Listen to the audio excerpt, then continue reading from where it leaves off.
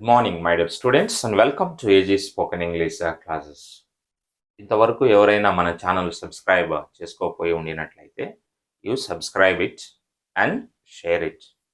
Subscribe చేసుకోండి, share చేయండి. మంచి మంచి వీడియోస్ మీ యొక్క నోటిఫికేషన్కు వస్తాయి.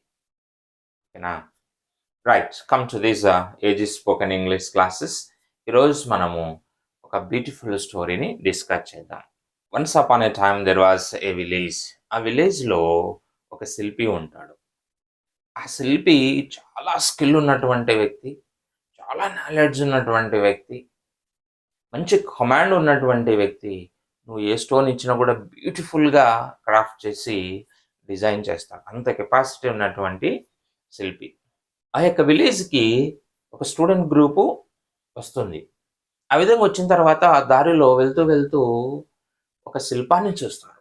చాలా బ్యూటిఫుల్గా ఉంటుంది అండ్ ఆ శిల్పము అట్రాక్ట్ చేస్తుంది యొక్క స్టూడెంట్స్ గ్రూప్ని. అందరు స్టూడెంట్స్ అక్కడికి వెళ్ళి చూసి షాక్ అవుతారు, చాలా హ్యాపీగా ఫీల్ అవుతారు.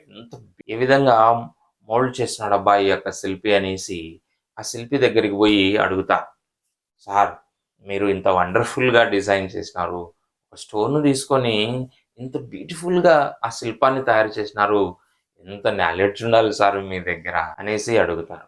అప్పుడు ఆ యొక్క శిల్పి ఏమంటాడంటే, అమ్మా నేను ఏమీ చేయలేదు, ఓన్లీ అన్వాంటెడ్ థింగ్స్ను నేను తొలగించేశాను అని చెప్తాడు.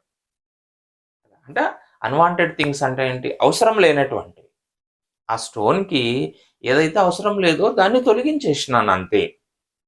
అందుకే అది బ్యూటిఫుల్గా ఉంది. ఆ బ్యూటిఫుల్ శిల్పము ఆల్రెడీ ఆ స్టోన్లో ఉంది. నేను చేసింది ఒకటే కదా, ఏమైతే అనవసరంగా ఉన్నాయో దాన్ని తొలగించినాను అంతే అని చెప్తా. This is the story ends here.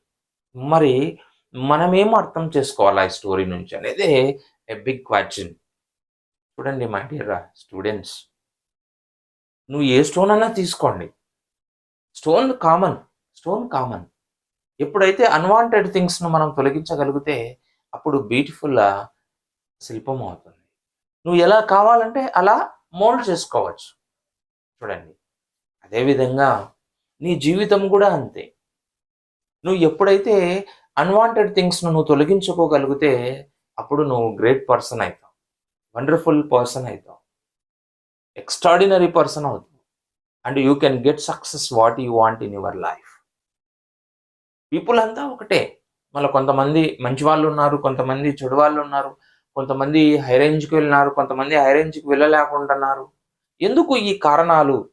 ఎందుకు ఇవన్నీ డిఫరెన్సియేషన్ అంటే ఒకటి, they are unable to avoid unwanted things. కాబట్టి మనుషులంతా ఒకటే.